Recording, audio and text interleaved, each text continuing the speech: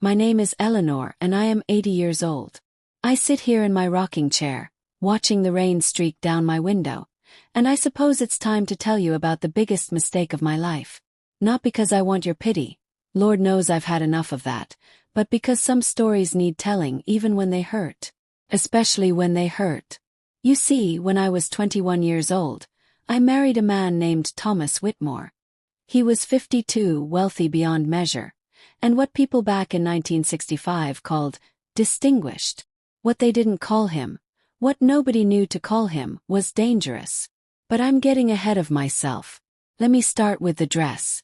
Oh, that beautiful, terrible dress. It was ivory silk, hand-sewn by the finest seamstress in Charleston, with tiny pearls that caught the light like dewdrops. When I first tried it on, 3 months before the wedding, it fit like it was made for me. Because it was made for me. Every curve, every line, every delicate button down the back. But by the wedding day, it hung loose in places where it should have hugged, and pulled tight in others where it should have flowed. I had lost 15 pounds in those 3 months, you see. Not from excitement or pre-wedding jitters, as my mother told everyone who asked. From fear. The morning of my wedding, I stood in front of the mirror in my childhood bedroom, and my reflection looked like a ghost wearing someone else's clothes. My mother, bless her heart, bustled around me with safety pins and nervous chatter. "Eleanor, honey, you look pale. Are you feeling all right?" I wanted to tell her. God, how I wanted to tell her everything. About the phone calls that came at odd hours. About the way Thomas looked at other women when he thought I wasn't watching. About the magazines I'd found hidden in his study, filled with pictures that made my stomach turn. About what he'd whispered to me just 2 nights before, when he thought I was asleep. Instead, I smiled that practiced smile I'd perfected over the past 3 months. "Just nervous, Mama. All brides get nervous." She squeezed my shoulders, and I could smell her lavender perfume, the same scent that had comforted me through scraped knees and broken hearts throughout my childhood. If only she knew this would be the last time her perfume would make me feel safe. "Thomas is a good man, Eleanor. Successful man. You'll want for nothing." Want for nothing. If I had $1 for every time someone said that to me in the weeks leading up to the wedding, I could have bought my own freedom. The church was packed. 300 guests, all dressed in their Sunday best. All there to witness what the society pages would later call the wedding of the season.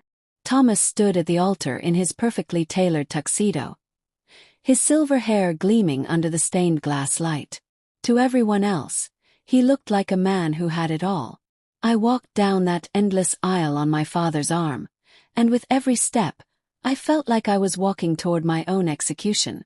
The wedding march played, and it sounded like a funeral dirge to my ears. When the preacher asked if anyone objected to the marriage, I held my breath.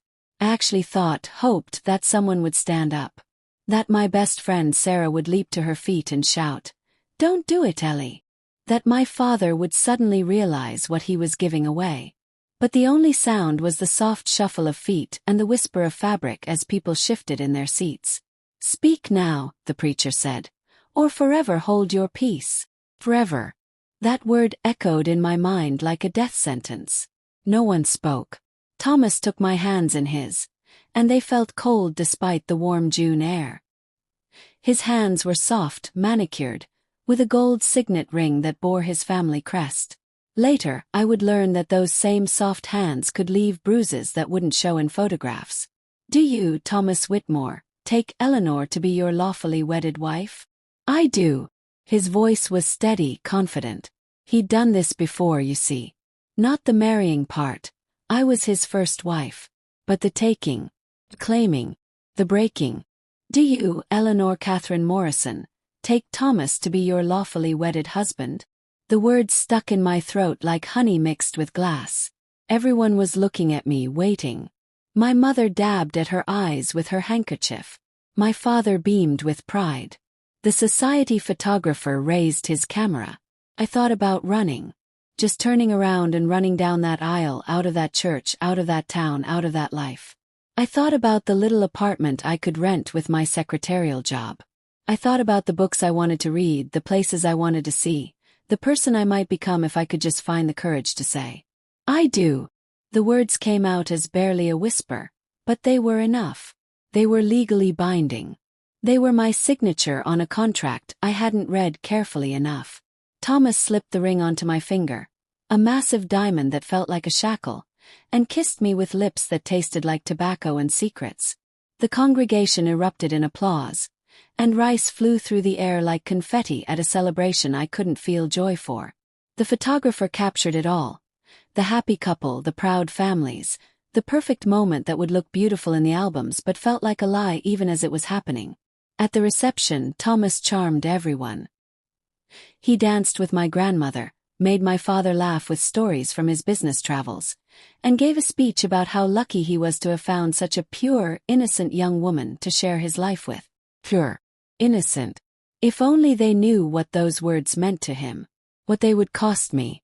The cake was 3 layers of vanilla and strawberry, decorated with sugar flowers that looked real enough to smell.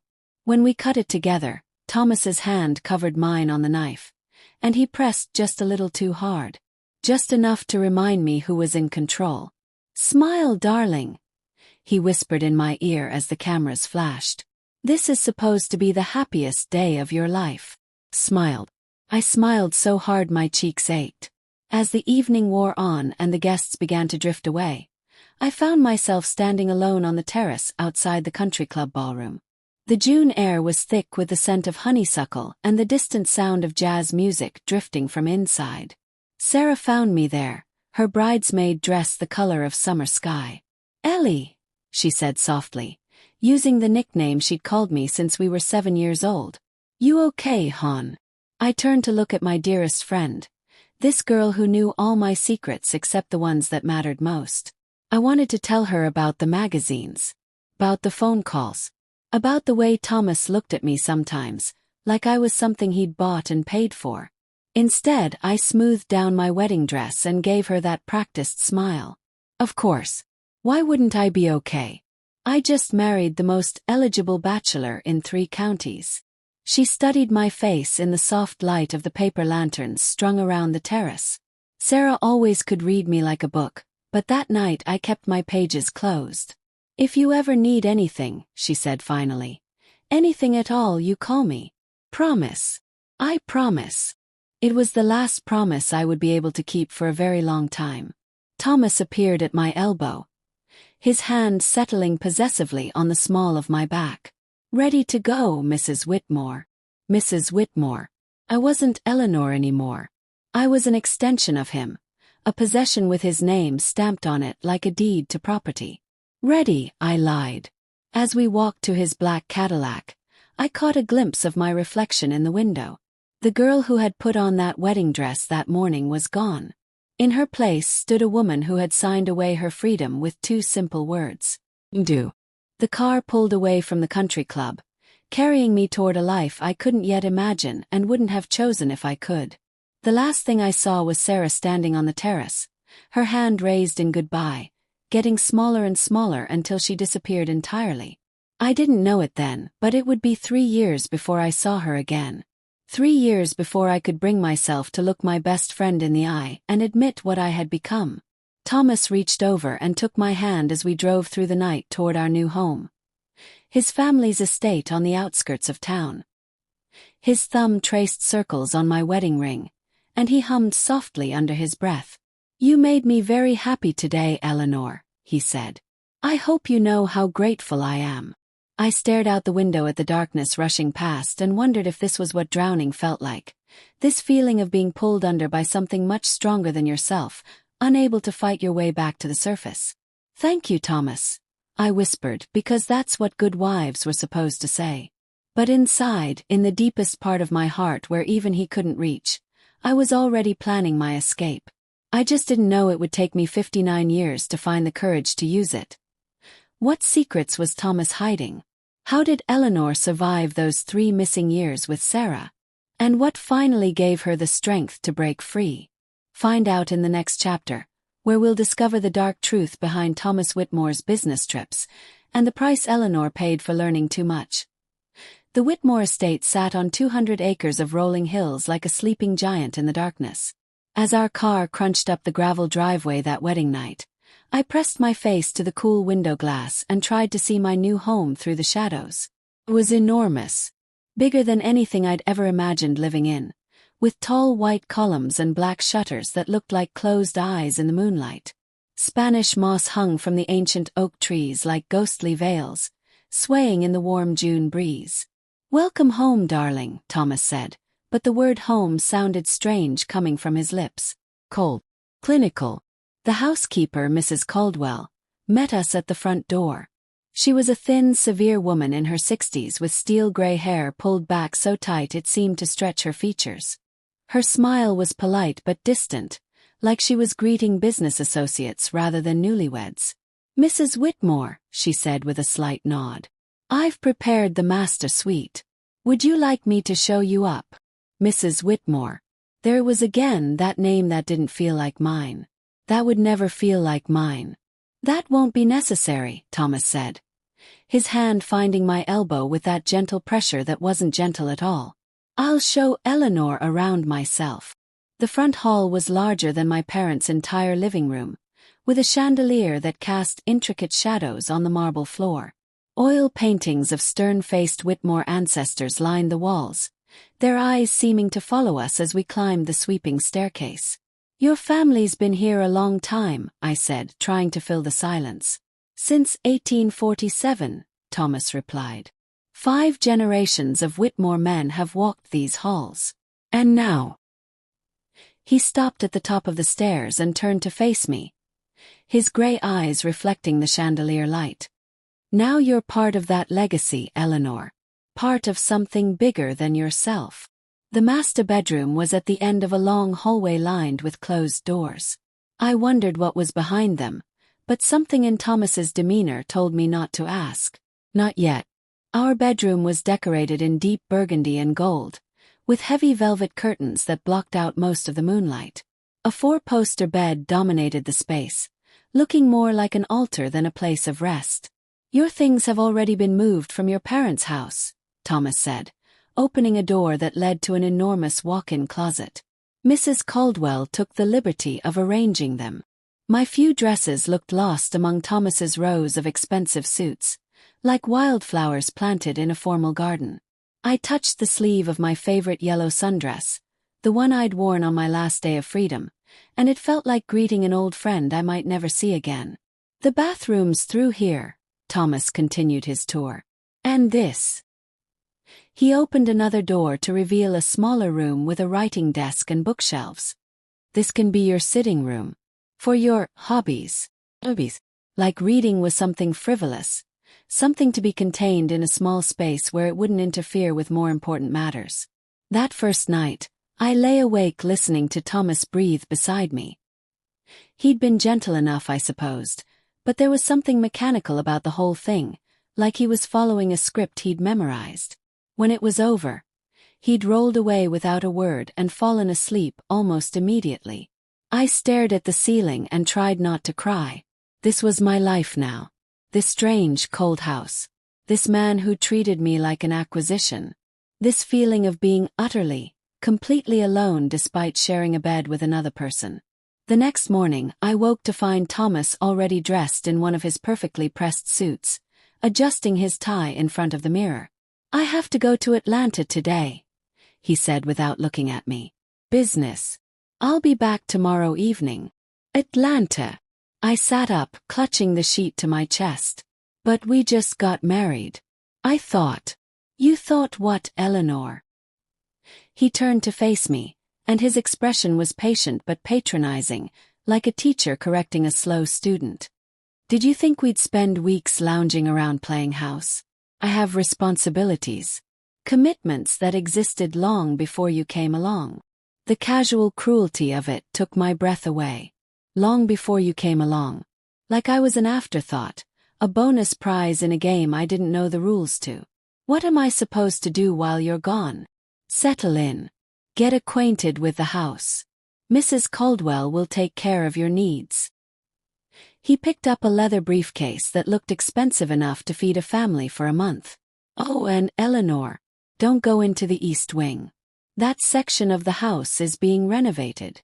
Then he was gone, leaving behind only the faint scent of his cologne and the sound of gravel crunching under his car tires. I spent that first day exploring the parts of the house Thomas hadn't forbidden. The library, with its floor-to-ceiling bookshelves filled with leather-bound volumes that looked like they'd never been opened.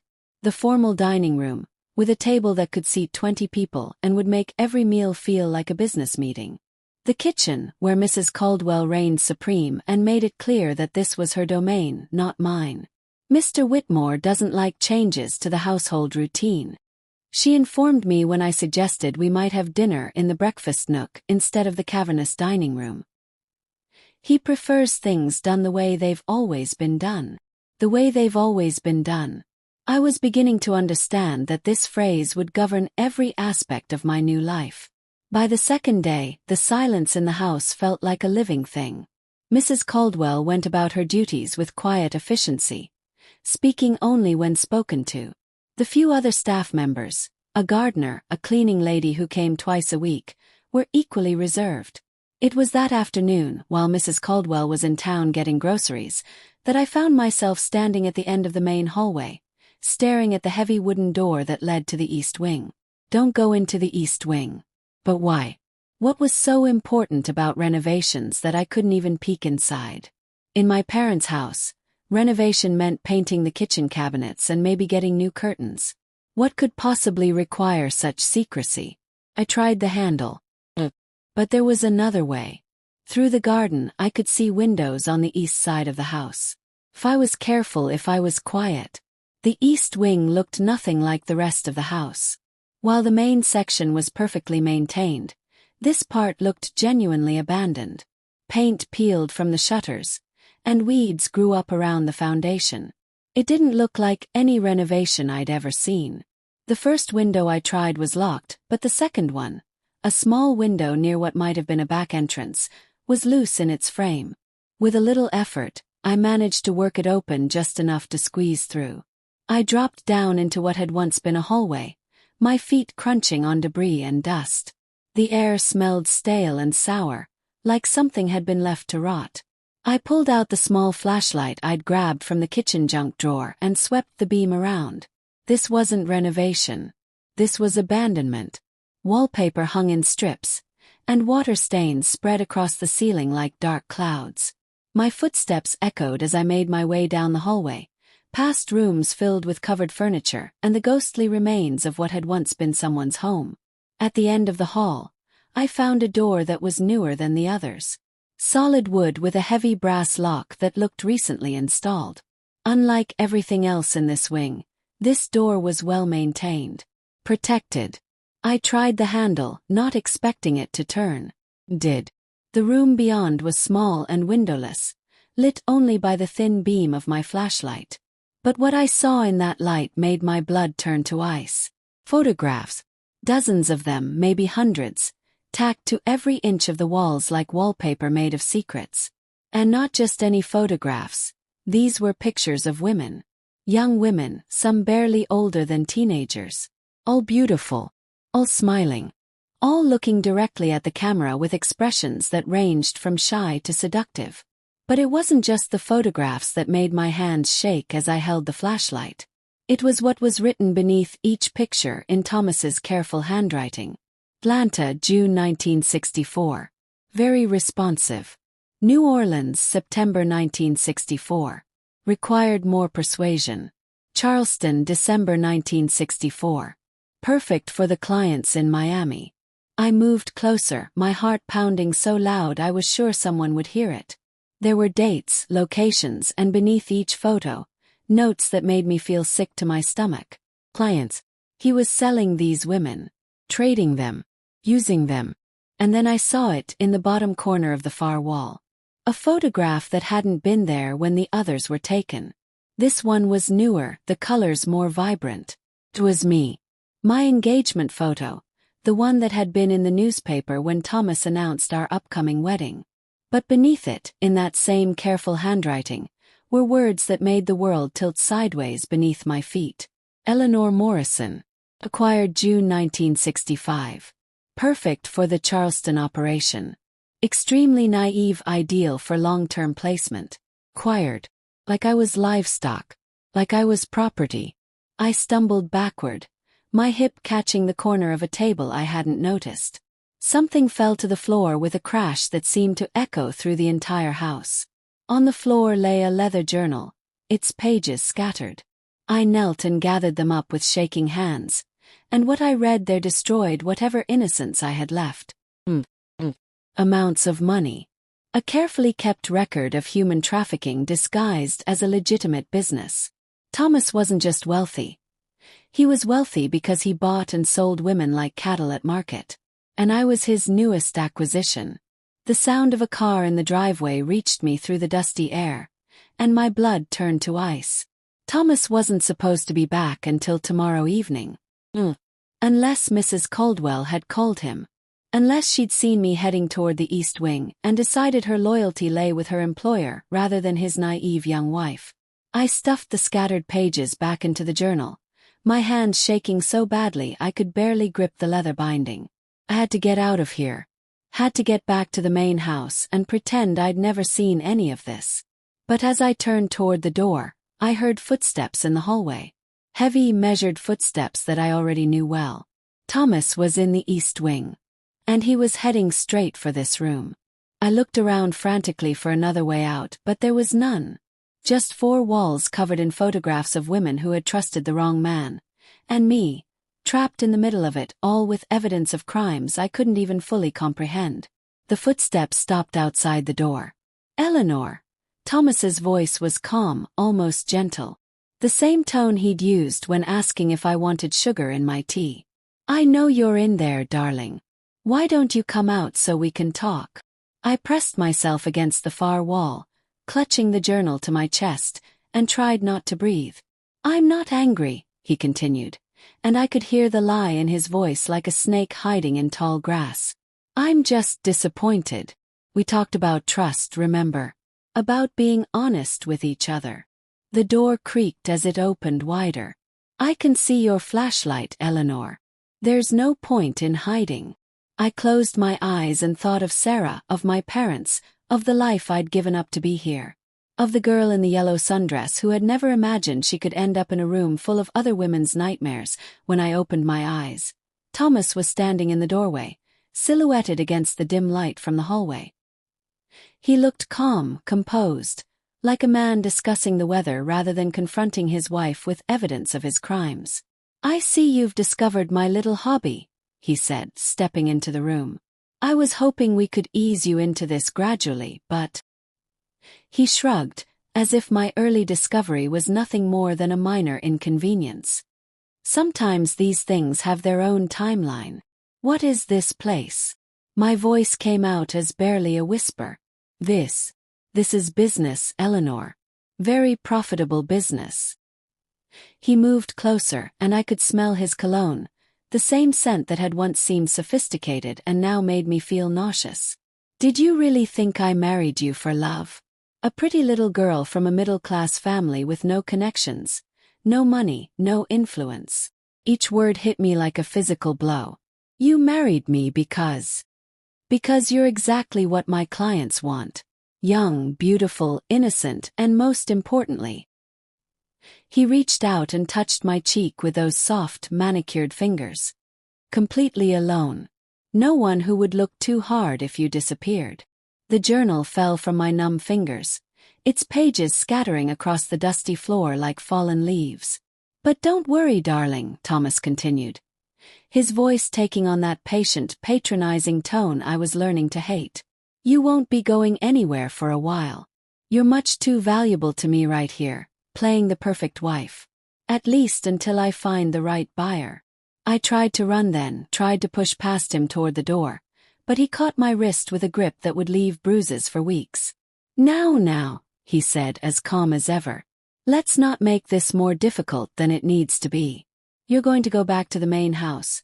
You're going to have dinner with me like the loving wife you are. And you're going to forget everything you've seen here tonight. And if I don't? His smile was the most terrifying thing I'd ever seen. Gentle and cruel at the same time, like a wolf wearing sheep's clothing. Oh, Eleanor, he said softly. You don't really want to find out what happens if you don't. As he led me back through the ruined hallway of the East Wing, my mind raced with fragments of thoughts, desperate plans, and the growing realization that I was completely, utterly trapped. I was 21 years old, married to a monster, and no one in the world knew where I was or what I'd become. But as we stepped back into the main house, back into the world of crystal chandeliers and oil paintings and the pretense of respectability, I made myself a promise in the deepest part of my heart. I would survive this. Whatever it took, however long it took, I would find a way to survive. I just didn't know that survival would cost me everything I thought I was. How did Eleanor survive living with a monster? What happened to the other women in those photographs? And who finally helped her escape the nightmare of Whitmore House? Find out in the chapter, where Eleanor discovers she's not the only woman Thomas has underestimated, and learns that sometimes the most dangerous thing you can do is trust the wrong person to save you. 3 months passed like a slow-motion nightmare. 3 months of pretending to be the perfect wife while living with the knowledge that I was nothing more than inventory in Thomas's twisted business. 3 months of dinner conversations about the weather while photographs of missing women haunted my dreams. I learned to be careful, to watch Mrs. Caldwell's movements, to time my explorations for when Thomas was truly away on business. His real business. I learned which floorboards creaked, which doors had loose hinges, which windows offered the best views of the driveway so I could see him coming. Most importantly, I learned to hide my fear behind the mask of a dutiful Southern wife.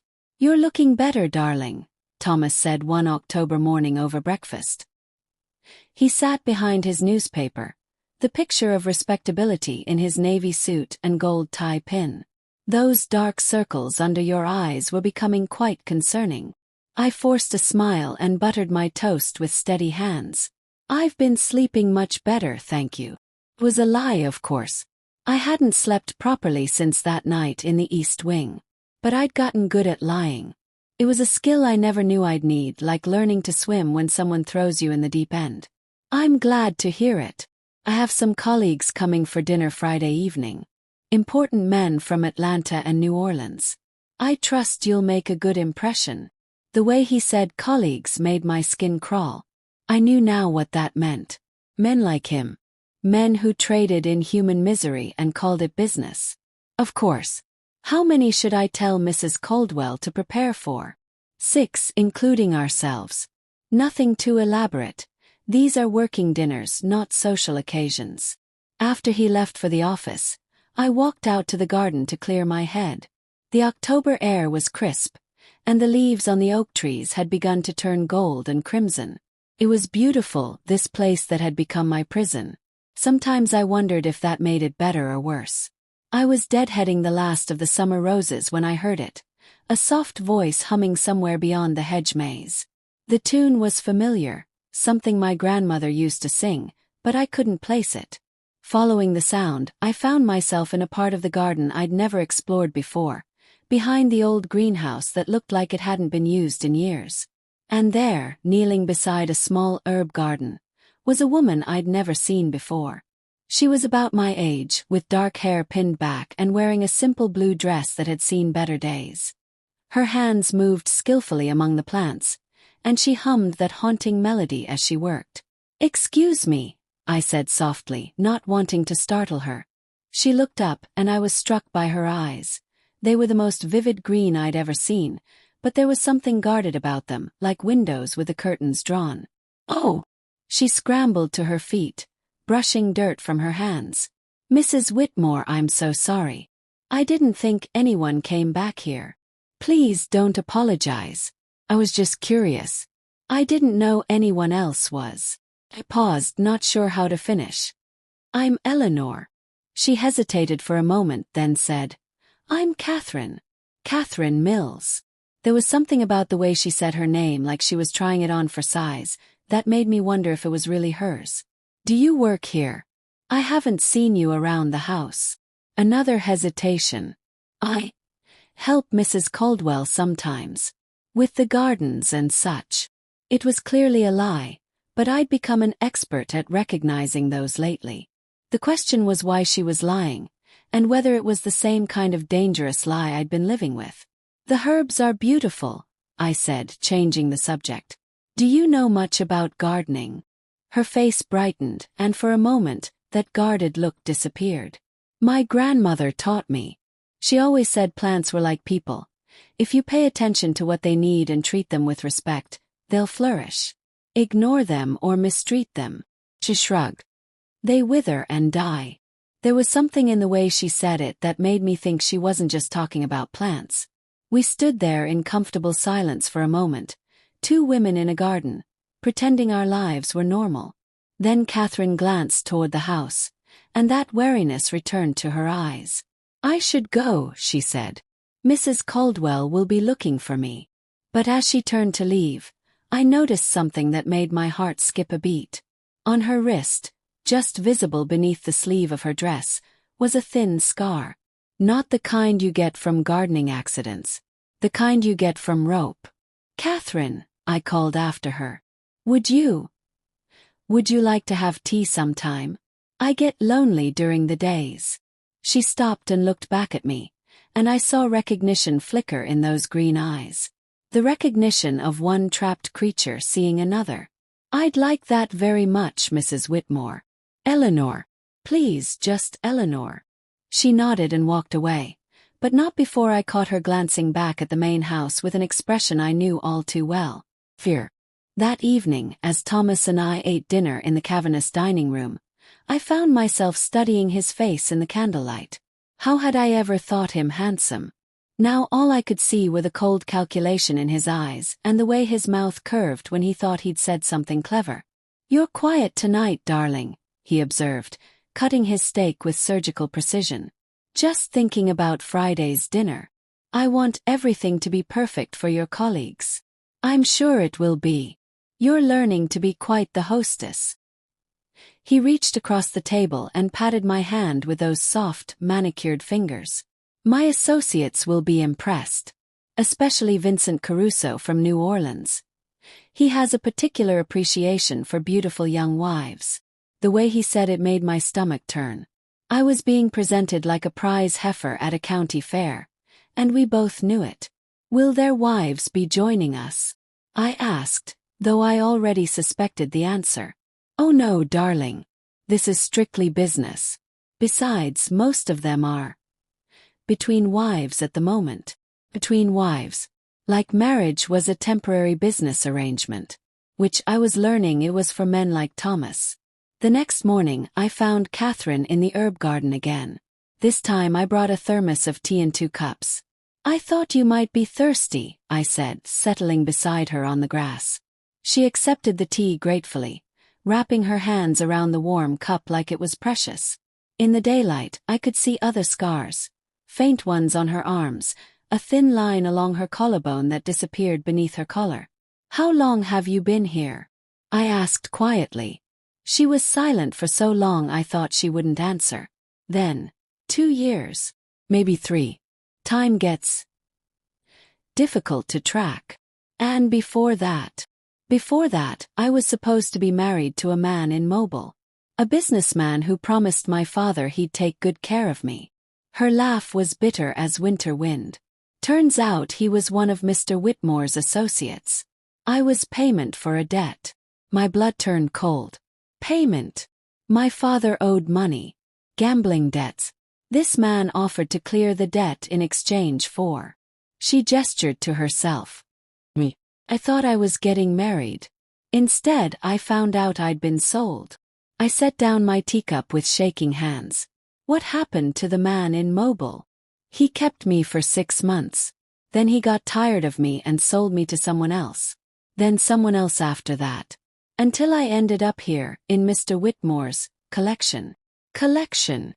Catherine looked toward the main house, and I followed her gaze to the east wing. You know about the east wing, don't you? I can see it in your eyes. You have that same look I had when I first discovered what this place really is. I nodded, not trusting my voice. He keeps some of us here, she continued. The ones who are difficult to place. Or the ones he's not ready to sell yet. We live in the old servants' quarters in the basement. Mrs. Caldwell brings us food and makes sure we don't cause trouble. How many? I whispered. Right now. For including me. But it changes. Sometimes new girls arrive. Sometimes. She didn't finish the sentence, but she didn't need to. The full horror of my situation was finally becoming clear. I wasn't just Thomas's wife. I was livestock in a warehouse, waiting my turn to be shipped out to the highest bidder. Why are you telling me this? Yes. Catherine studied my face for a long moment. Because you're not like the others he's brought home. You're not broken yet. And because. She hesitated, then reached into her pocket and pulled out a small piece of paper. Because I've been waiting 2 years for the right person to give this to. I unfolded the paper with trembling fingers. Written in careful pencil was a name and address in Charleston. Detective James Morrison, Charleston Police Department. He's been investigating missing women for 3 years, Catherine said. He doesn't know about this place yet, but he's getting close. I've been saving every scrap of information I can find, waiting for someone who could get it to him. Why haven't you tried to escape? To contact him yourself? Because I'm already dead. The matter-of-fact way she said it chilled me to the bone. Officially, I mean. Catherine Mills died in a car accident 2 years ago, at least according to the papers. If I showed up at the police station, they'd think I was either crazy or a fraud. But you. She looked at me intently. You're Eleanor Morrison Whitmore. You exist in the real world. You have a social security number, a driver's license, friends who would miss you if you disappeared. Morrison, I said suddenly. The detective. Your cousin. Your father's nephew. I did my research, Eleanor. I've been watching and waiting for 2 years for someone with the right connections to walk through those doors. My head was spinning. James Morrison was indeed my cousin, though we'd never been close. He was 10 years older and had always seemed serious and intense at family gatherings. I'd heard he'd become a police detective, but we'd never really talked. What do you want me to do? Catherine pulled a larger folded paper from her other pocket. Everything I know. Names, dates, places, license plate numbers. A list of all the women who've been through here that I can remember. It's not enough to convict him. Not yet, but it's a start. I stared at the papers in my hands, feeling the weight of all those lost women's stories. If I do this, if I contact James, Thomas will know. He'll know it came from me. Maybe. Or maybe Detective Morrison will find another way to get the information. Maybe he'll make it look like his own investigation led him here. She touched my arm gently. I'm not asking you to be a hero, Eleanor. I'm just asking you to give those women a voice. To give us all a chance.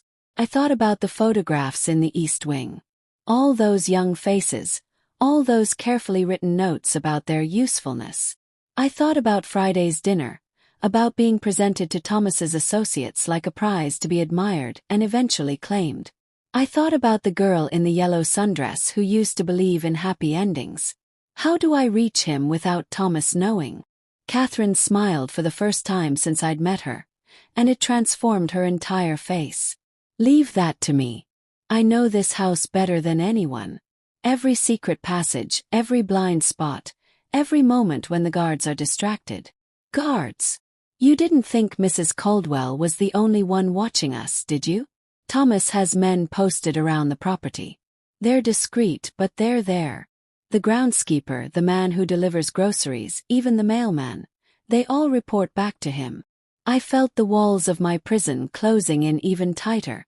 Then how? Because they're watching for women trying to escape, not for messages going out. And because. She lowered her voice to barely a whisper. I'm not the only one down there who wants to see Thomas Whitmore burn. That afternoon, Thomas came home early from the office, humming under his breath as he climbed the stairs to our bedroom. I was sitting at my dressing table, brushing my hair and trying to look like the perfect wife he thought he'd trained me to be. Good news, darling, he said, loosening his tie. Vincent Caruso was so impressed by your photograph that he's made a very generous offer. My hand stilled on the brush. Photograph? From our wedding, of course. The one that ran in the society pages. Vincent has excellent taste in women. He was quite taken with your potential. I met his eyes in the mirror, and what I saw there made my blood freeze. He was excited, anticipatory, like a man about to close a very profitable deal. What kind of offer? I managed to ask. The kind that will set us both up very comfortably for life. Though I suppose it's more accurate to say it will set me up comfortably. You. He shrugged, as casual as if he were discussing the weather. You'll have a new life in New Orleans. Vincent has very specific requirements for his household staff. Household staff. The euphemism made me sick. When? The word came out as barely a whisper. After Friday's dinner. Vincent wants to meet you in person first, of course.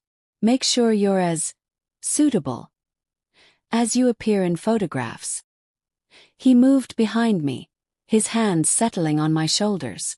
In the mirror, we looked like any married couple sharing an intimate moment. But I could feel the threat in his touch, the promise of what would happen if I disappointed him. I know this is a lot to take in, Eleanor. But you should be honored. Vincent Caruso is a very wealthy, very powerful man. You'll want for nothing in his household. Want for nothing. There was that phrase again. The same words my mother had used to comfort me before the wedding, back when I thought being provided for was the same as being loved. And if I refuse? His hands tightened on my shoulders, his fingers digging in just hard enough to leave marks. Oh, darling. You won't refuse. You're much too smart for that. That night, after Thomas had fallen asleep beside me, I lay awake staring at the ceiling and thinking about Catherine's papers, hidden now beneath my mattress like a loaded gun. In 2 days, I would be handed over to Vincent Caruso like a piece of property changing owners. Unless Detective James Morrison could work miracles. Unless the women in the basement were as resourceful as Catherine believed. Unless I was braver than I'd ever imagined I could be. As the grandfather clock in the hallway chimed midnight, I made a decision that would either save my life or end it. I was going to fight back. I just hoped I wasn't already too late. With only 2 days before Eleanor is sold to Vincent Caruso, can Catherine and the other women get word to Detective Morrison in time? What happens when Thomas discovers that his perfect wife has been planning her own rescue? And will Eleanor's courage be enough to bring down a trafficking ring that has destroyed countless lives? Find out in the next chapter, where the dinner party becomes a deadly game of cat and mouse, and Eleanor learns that sometimes the only way to survive is to become someone you never thought you could be. Friday morning dawned gray and cold, with storm clouds gathering on the horizon like an omen. I stood at the bedroom window, watching the wind whip the oak trees, and tried to calm the hammering of my heart. Today was the day. In 12 hours, I would sit across from Vincent Caruso while he decided whether I was worth purchasing. And somewhere in Charleston, if Catherine had managed to get the message through, Detective James Morrison might be reading a list of crimes that would make him sick to his stomach. If he believed it. If he acted on it. If he wasn't too late. You look lovely this morning, Thomas said from behind me, and I caught his reflection in the window glass. He was already dressed in his finest suit, the one he wore for his most important business meetings. Are you nervous about tonight? A little, I admitted. There was no point in lying about that. Any woman would be nervous about meeting her husband's important colleagues for the first time. If only he knew what I was really nervous about. There's no need to be. Just be your charming self, and everything will work out perfectly. He moved to stand behind me, his hands settling on my waist. Vincent is going to be very pleased with you. The casual way he said it, like I was a gift he was wrapping up with a bow, made me want to scream. Instead, I leaned back against him and tried to look like a devoted wife. What should I wear? The blue dress. The one from Savannah with the pearl buttons. Vincent appreciates classic beauty. I knew the dress he meant. It was modest, feminine, the kind of thing that made me look younger than my 21 years. The kind of thing that would appeal to a man who liked his women helpless and innocent. The morning dragged by with endless preparations. Mrs. Caldwell directed the cleaning staff like a general preparing for battle, polishing silver that already gleamed and arranging flowers that were already perfect. The dining room was transformed into something worthy of a magazine photo, with crystal glasses and china plates that probably cost more than my father made in a month. I helped where I could, playing the role of the attentive hostess, but my mind was elsewhere. Every time I heard footsteps in the hallway, every time the phone rang, I wondered if this was it. If Detective Morrison had received Catherine's information and was on his way with a warrant. But the hours passed, and nothing happened. No police cars in the driveway. No frantic phone calls that would tell Thomas his world was crashing down. Just the steady rhythm of dinner party preparations and the growing knot of fear in my stomach. At 4 o'clock, I slipped away to the garden for what might be my last conversation with Catherine. I found her in the herb garden, but she wasn't alone. 3 other women worked silently beside her, and when they looked up at my approach, I saw the same guarded wariness I'd noticed in Catherine's eyes. "Eleanor," Catherine said softly. "These are my friends. Maria, Susan, and Beth. They were all young, all beautiful in different ways, and all had that same haunted look of birds with clipped wings. Maria looked Hispanic, with dark hair and eyes that held depths of sadness. Susan was blonde and pale, with a kind of fragile beauty that men like Thomas prized. Beth was red-headed and freckled, and might have been pretty if not for the thin scar that ran from her ear to her jawline. "Did you?" I started to ask, but Catherine cut me off with a subtle shake of her head. "We've been working hard on the garden today," she said meaningfully. "Planted some new seeds. We're hoping they'll take root soon." Information planted with Detective Morrison, hopefully taking root in an investigation that would bloom into justice. "That's wonderful," I said, understanding. "I hope the weather cooperates." "Storm's coming tonight." Beth spoke for the first time, her voice rough as if she hadn't used it much lately. "But sometimes storms clear the air, you know? Wash away all the dirt and poison." The women exchanged glances that I couldn't quite interpret, but there was something in their faces, a tension and anticipation that hadn't been there before. "You should get back to the house," Catherine said gently. "Big evening ahead." As I walked away, I heard Susan whisper something to the others in a voice too low for me to catch. But Maria's response carried on the wind. "Tonight. One way or another, it ends tonight." By 6 o'clock I was dressed in the blue dress with the pearl buttons, my hair pinned up in the style Thomas preferred, my makeup applied to look natural and innocent. I stared at myself in the bedroom mirror and barely recognized the woman looking back at me. 4 months ago, I had been Eleanor Morrison, a girl with dreams and opinions and a future she could shape for herself. Now I was Eleanor Whitmore, a beautiful object being prepared for sale to the highest bidder. But underneath the blue dress and the careful makeup, underneath the fear that had become my constant companion, something else was growing. Something harder and colder than anything Thomas had tried to break in me. Anger. The first guests arrived at 7 o'clock sharp. Thomas greeted them in the front hall like old friends, which I suppose they were. Old friends in a business built on human misery. Vincent Caruso was exactly what I had expected. Tall, silver-haired, with a kind of practiced charm that came from years of getting what he wanted. He wore a perfectly tailored suit and an expensive watch, and when he smiled at me, I had to fight the urge to step backward. "So this is the famous Eleanor," he said, taking my hand and holding it longer than was proper. "Thomas, you didn't exaggerate. She's exquisite." The way he looked at me, like I was a painting he was considering purchasing, made my skin crawl. But I smiled and thanked him graciously, playing my part in this grotesque theater. The other guests were cut from the same cloth. Wealthy men with cold eyes and soft hands, men who had never done an honest day's work but had gotten rich off the labor and suffering of others. They talked about business and politics and the weather, normal conversation topics that took on sinister undertones when you knew what their real business was. Dinner was served at 8 o'clock in the formal dining room, with Mrs. Caldwell supervising the serving staff like she was directing a performance. Which, in a way, she was. Everything had to be perfect for Thomas's colleagues, because their approval meant money, and money was all that mattered in this house. I sat at one end of the long mahogany table, with Thomas at the other end and the guests arranged between us. Vincent Caruso had managed to secure the seat directly to my right, and throughout the meal, I was painfully aware of his presence. "Thomas tells me you're from Charleston originally," Vincent said as the main course was served. "I have business interests there. Perhaps you know some of the families I work with." "Perhaps," I said carefully. "Though I'm afraid I don't know much about business. My interests have always been more domestic." He laughed, a sound like velvet hiding razor blades. "Of course. That's exactly what a man wants in a wife. Someone focused on making a proper home." Across the table, one of the other guests, a man named Patterson from Atlanta, raised his wine glass. "To Thomas, for knowing quality when he sees it."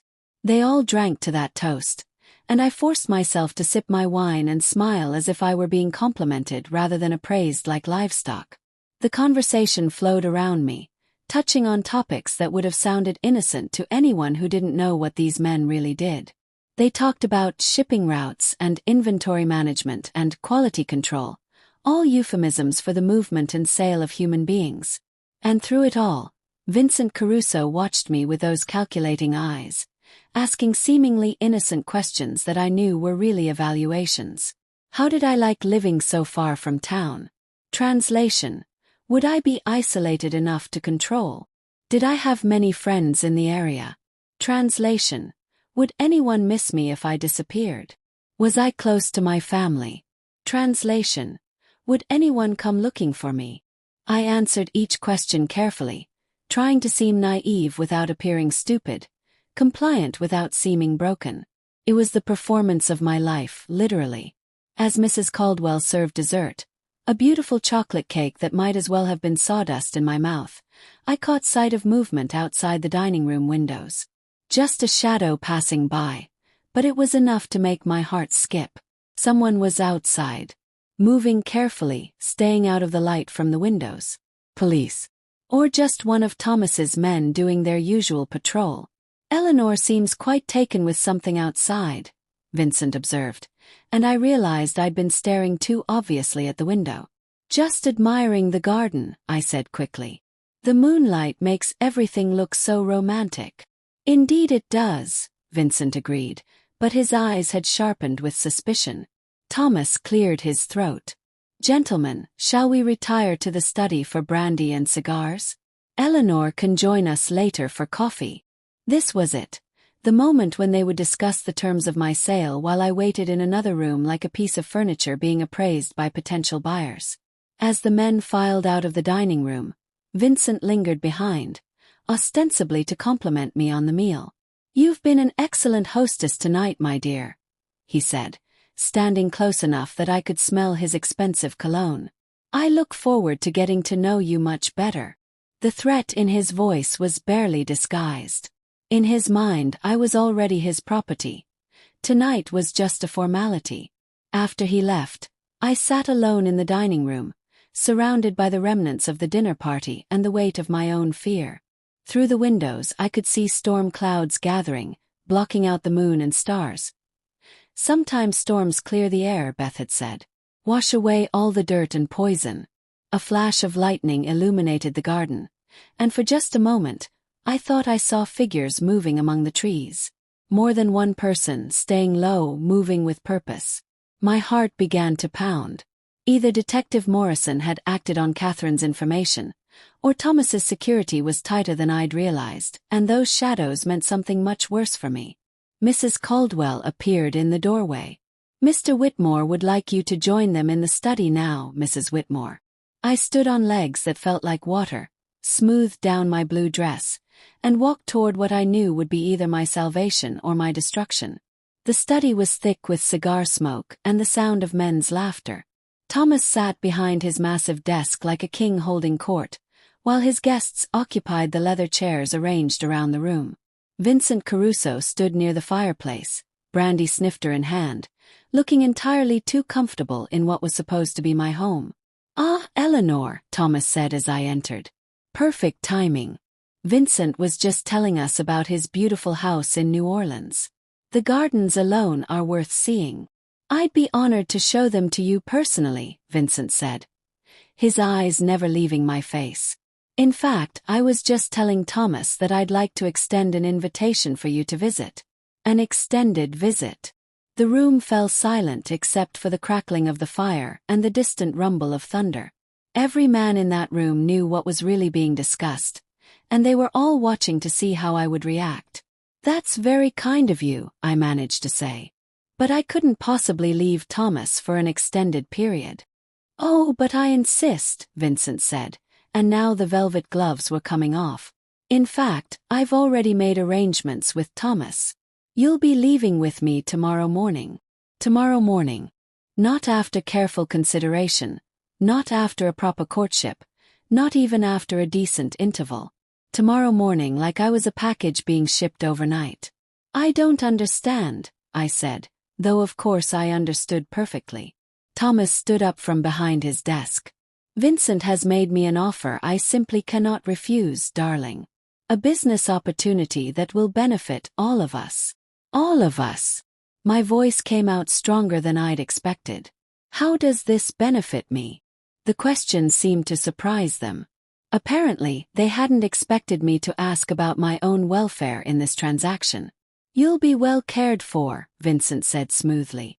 "I have a beautiful home, a staff to see to your every need. You'll want for nothing." There it was again. Want for nothing. The promise that had been used to trap me from the very beginning. And if I refuse? The temperature in the room seemed to drop 10 degrees. Thomas's face hardened, and Vincent's smile became predatory. "I don't think you understand the situation, Eleanor," Thomas said quietly. "This isn't a request." Outside, the storm was getting closer. Lightning flashed more frequently now, and the thunder followed sooner after each flash. And in that next brilliant moment of lightning, I saw them clearly. Men in dark clothing moving through the garden with weapons drawn. Police. Had to be police. "Actually," I said, my voice steady now despite the fear coursing through my veins, "I think I understand the situation perfectly." I moved to the window, ostensibly to close the curtains against the storm, but really to get a better look at what was happening outside. Vincent and Thomas were too focused on their conversation to pay much attention to my movements. "You've been selling women," I continued, my back still to the room. "Trafficking them. Using your business connections and your wealth to destroy lives and profit from human misery." The silence behind me was deafening. When I turned around, every face in that room had gone pale. "Eleanor," Thomas said carefully, "you're overwrought. The storm, the excitement of meeting Vincent. I found your records, Thomas. In the East Wing. All those photographs, all those careful notes about which women were suitable for which clients." Vincent Caruso set down his brandy snifter with a sharp click against the mantelpiece. "Thomas, I thought you said your wife could be trusted." "She can be," Thomas said, but his voice had taken on a dangerous edge. "Eleanor is just confused. She's had a long day." Patterson, the man from Atlanta, stood up from his chair. "This is a problem, Thomas. A big problem." "Not necessarily," Vincent said, and his tone made my blood freeze. "She's coming with me anyway. A little knowledge just makes the transaction more urgent." They were going to take me tonight. Not tomorrow morning as planned, but right now before I could tell anyone else what I knew. That's when I heard it. A sound that made every man in that room go rigid with fear. Car doors slamming in the driveway. Multiple car doors. And the crunch of many footsteps on gravel, moving fast. Thomas moved to the window and looked out, his face going white as paper. "Police," he said, his voice barely a whisper. Vincent cursed in what sounded like French. Patterson was already moving toward the back door. "How many?" "Too many," Thomas replied. As if summoned by his words, a voice boomed through a bullhorn from outside. "This is the Charleston Police Department. We have a warrant to search these premises. Exit the building with your hands visible." The room erupted into chaos. Vincent grabbed my arm with bruising force. "You did this," he snarled. "You little."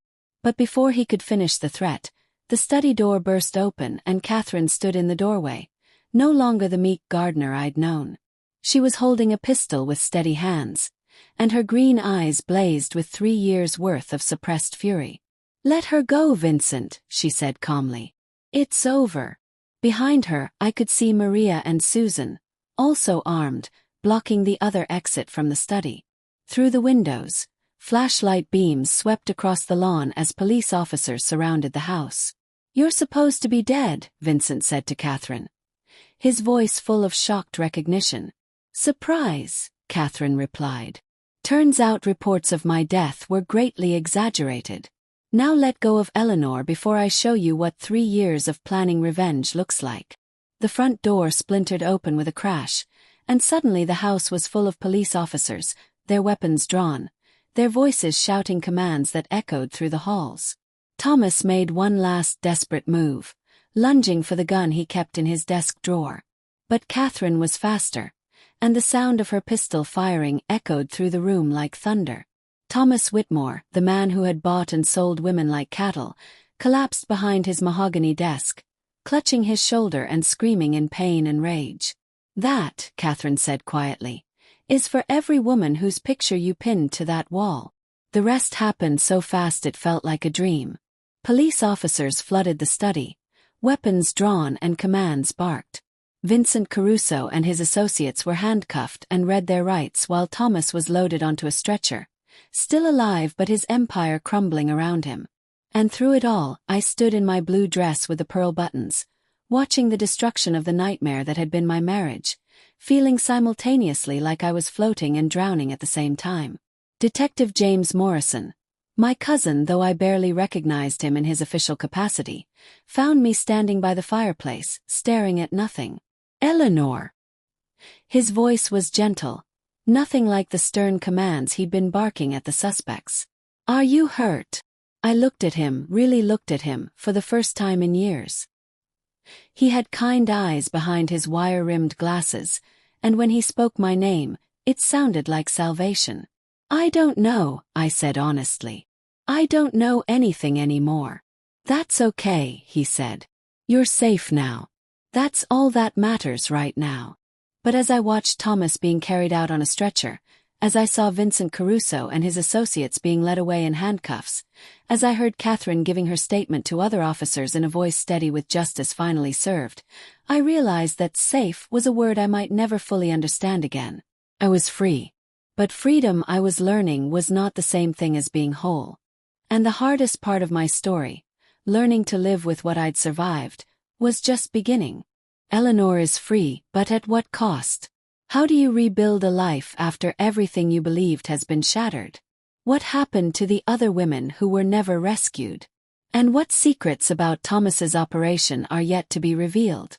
Find out part 2, where Eleanor faces the hardest challenge of all, learning to be herself again, and discovering that sometimes the person you become after surviving hell is someone you never expected to meet.